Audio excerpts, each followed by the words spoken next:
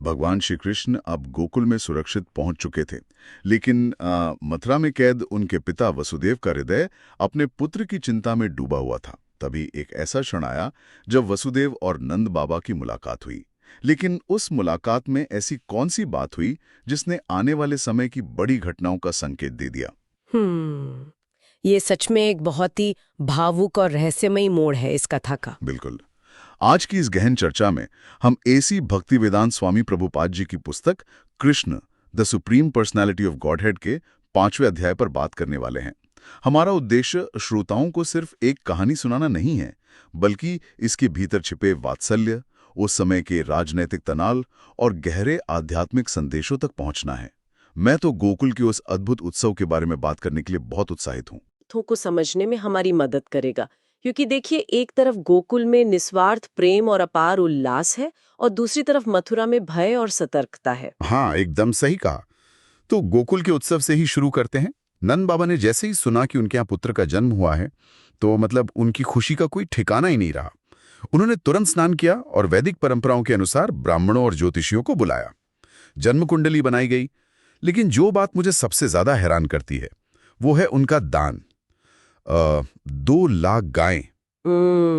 2 लाख गायें, और वो भी कोई साधारण गाय नहीं। वही तो, वो सोने के आभूषणों और सुंदर वस्त्रों से सजी हुई थी। साथ ही अनाज के बड़े बड़े पहाड़ों का दान दिया गया। मतलब आज के समय में हम इतने बड़े दान की कल्पना भी नहीं कर सकते। बिल्कुल। और देखिए, इसके पीछे एक बहुत गहरा कारण है। वैदिक विज्ञान में इसे धन की शुद्धि कहा जाता है। हम भौतिक दुनिया में जब भी धन कमाते हैं ना, तो जाने अनजाने में कुछ अशुद्धियां या हिंसा उसमें जुड़ जाती हैं। कृषि या व्यापार में सूक्ष्म जीवों की हत्या जैसी चीजें अनजाने में हो ही जाती हैं। तो इसका मतलब नंद बाबा अपने धन को पवित्र कर रहे थे। हाँ बिल्कुल, मैं यही बता रही थी कि गायों और अनाज के इतने विशाल दान से दरअसल वो अपने संचित धन और आत्मा दोनों की शुद्धि कर रहे थे। वो चाहते थे कि नवजात बच्चे के जीवन में पूर्ण रूप से शुद्ध और मंगलकारी ऊर्जा ही रहे। ये तो बहुत ही अद्भुत नजरिया है। और सिर्फ दान ही नहीं, पूरे गोकुल की सजावट का जो वर्णन आता है वो भी बहुत सुंदर है। पूरे गांव के रास्तों पर सुगंधित जल छिड़का जा रहा था। घरों को चावल के लेप से सजाया गया था। और कुछ विशेष गायक भी थे। सूत, मागध, वंदी और विरुधावली, वो सब मंगलाचरण गा रहे थे। सिर्फ इंसान ही नहीं, आपने ध्यान दिया होगा कि इस उत्सव में जानवर भी कितने उत्साह से शामिल थे। हाँ, गायों और बछड़ों के सींगों पर हल्दी, तेल और लाल पीला रंग लगाए गए थे। उन्हें मोर पंख पहनाए गए थे। यही तो गोकुल की खासियत है। प्रकृति और पशु उनके परिवार का हिस्सा थे, और गोपियों का उत्साह तो देखते ही बनता था। जब वो नंद भवन की तरफ भागी तो वो इतनी जल्दी में थी कि उनके बालों से फूलों की मालाएं टूट टूट कर गिर रही थी। वाह, है ना? वर्णन ऐसा है जैसे आसमान से फूलों की बारिश हो रही हो। और पहुंचते ही उन्होंने बच्चे को आशीर्वाद दिया कि हमारी रक्षा के लिए तुम दीर्घायु हो। और इसके बाद जो हुआ वो तो आज भी हमारी संस्कृति का हिस्सा है। खुशी के मारे ग्वालों और गोपियों ने एक दूसरे पर हल्दी, दही, दूध और मक्खन फेंकना शुरू कर दिया। एक तरह से वो मक्खन की होली थी। आज के समय में लोग सोचेंगे कि खाने की चीजें ऐसे क्यों फेंकी जा रही हैं। यही बात मैं समझाना चाहती हूँ। वृंदावन की निवासी वैश्य थे। उनकी असली संपत्ति कोई तिजोरी में रखा सोना चांदी नहीं था, बल्कि उनकी गायें, उनका दूध और खेती थी। वो मक्खन की होली दरअसल उनकी संपन्नता का उत्सव था। वो इतने समृद्ध थे कि दूध दही को ऐसे लुटा सकते थे। ये बात सच में सोचने वाली है। और इसी उत्सव के बीच एक और बहुत ही खास बात होती है। माता रोहिणी, जो भगवान बलराम की माता थीं, वो भी बहुत सुंदर वेशभूषा में सज धज कर इस उत्सव में शामिल हुई, जबकि उनके पति वसुदेव जी तो मथुरा में थे। हाँ, सामाजिक नियमों के अनुसार जिस स्त्री का पति दूर हो या संकट में हो, उसे सादगी से रहना चाहिए। लेकिन माता रोहिणी जानती थीं कि कृष्ण का जन्म कोई साधारण बात नहीं है। ये उस अंधकार के अंत की शुरुआत थी जिसमें उनके पति वसुदेव जी रहे थे। इसलिए उनका सजना दरअसल उस आने वाले प्रकाश का स्वागत था। बहुत ही सुंदर विचार है ये। लेकिन इस खुशी के माहौल के बीच ही कहानी अचानक एक गंभीर मोड़ ले लेती है। उत्सव खत्म भी नहीं हुआ था कि नंद महाराज को गोकुल के मुखिया के रूप में अपनी जिम्मेदारी याद आती है। बिल्कुल, राजा कंस को जो वार्षिक कर यानी टैक्स चुकाना था। हाँ, तो वो अपने गोकुल के योग्य और बलवान ग्वालों को सुरक्षा की जिम्मेदारी सौंपकर मथुरा की ओर निकल पड़ते हैं। ये दिखाता है कि वो कितने जिम्मेदार नेता थे। वो भावनाओं में बहने वाले शासक नहीं थे। वो जानते थे कि कंस एक क्रूर राजा है। अगर टैक्स देने में थोड़ी भी देरी होती तो कंस इसे विद्रोह मानकर गोकुल पर हमला कर सकता था। बच्चे की सुरक्षा के लिए ये बहुत जरूरी था। और फिर आता है इस कथा का वो सबसे भावुक क्षण।